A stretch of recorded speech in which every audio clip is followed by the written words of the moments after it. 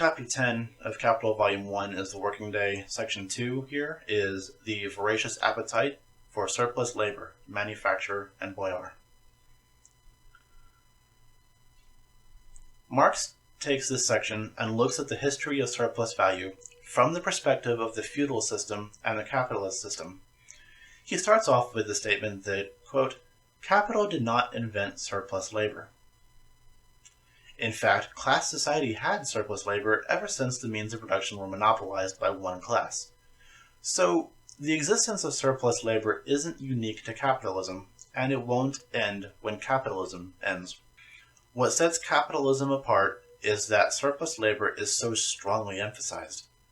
In feudalism, some surplus labor occurred, but it wasn't such a driving force in the economy. In capitalism, surplus labor dominates the relationship between worker and capital. Marx says that in a society where use value rather than exchange value predominates, surplus labor will be limited to a more or less confined set of needs, and no boundless thirst for surplus labor arises from the character of production itself.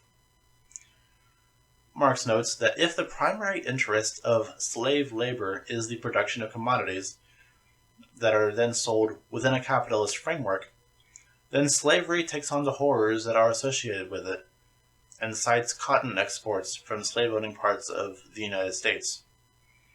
Marx also cites the corvée system, where a worker would work for free for a specified number of days, typically for rent, for example.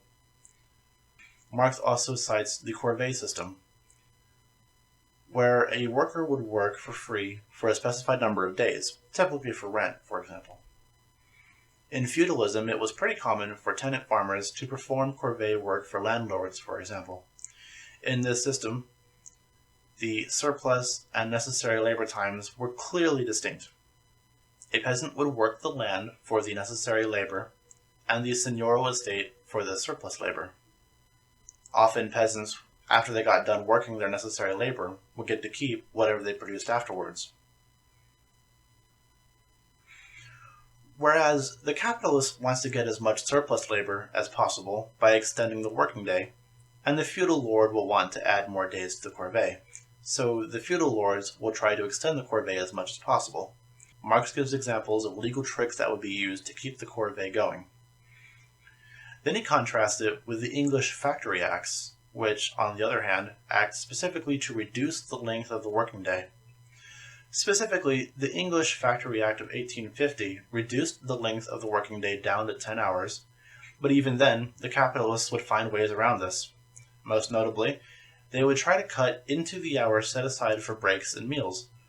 Marx called this nibbling and cribbling. Capitalists who were caught doing this would be made to pay a fine, but they often found that the fine cost less than the profit made in the act of breaking the law. This is something that we see capitalists doing a lot today.